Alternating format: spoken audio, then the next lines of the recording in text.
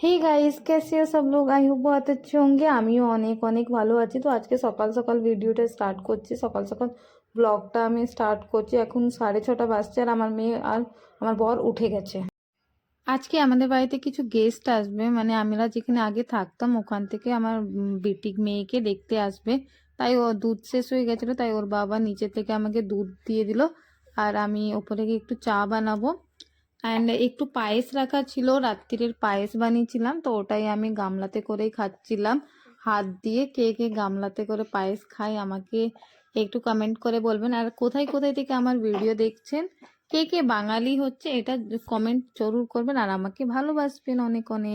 সকালে একটু খিদে পেয়ে গেছে, তাই আমি ভাবলাম কিছুটা পরোটা বানিয়ে রাখি। আলুর পরোটা, সবজি বানানোর সময় থাকে না, তাই আমি আলুর পরোটা বানাইছি। আমরা আগে যেখানে থাকতাম ওখান থেকে এক আন্টি আর ওনার মেয়ে এসছে আমার সাথে দেখার জন্য আর ছোট পুচকির সাথে দেখা করার জন্য। তার জন্য আমি চা বানাচ্ছি ওদের জন্য, চা বিস্কুট একটু খেতে।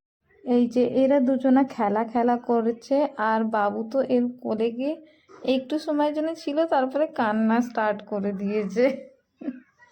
আজকে প্রায় 2টো বাজছে। আমরা যেখানে 2টো থেকে 2:30টার মধ্যে খাবার খাই, দুপুরের লাঞ্চ করি, কিন্তু আজকে এই টাইমে আমি রান্না বসাইছি কেন কি এর বাবা একটু আজকে বাইরে গেছে, তার জন্য এখন রান্না করছি। কিন্তু এখনো খাইনি, আমি বিকেল পর্যন্ত খাইনি। দিয়ে বিকেলে এর বাবা জিলাপি সিঙ্গারা নিয়ে এসে, তো আমি ভাত খাইনি আজকে, সিঙ্গারা জিলাপি খেয়েই পেট ভরেছিলাম। আজকে ভাবলাম একটু ফটোশ্যুট করি অদিতির, তো তার জন্য একটু মেকআপওয়ালা সঙ্গে আমি ফটোশ্যুট করছি। সবাই বলো আমার মেয়েটা কেমন লাগছে। এই যে প্রায় 12টা বাজে, তাও এদের মজ মস্তি চলছে আর আমার তো এত ঘুম পাচ্ছে। তো গাইজ আজকের ব্লগটা এখানেই শেষ করছি, তব তক কে বাই বাই।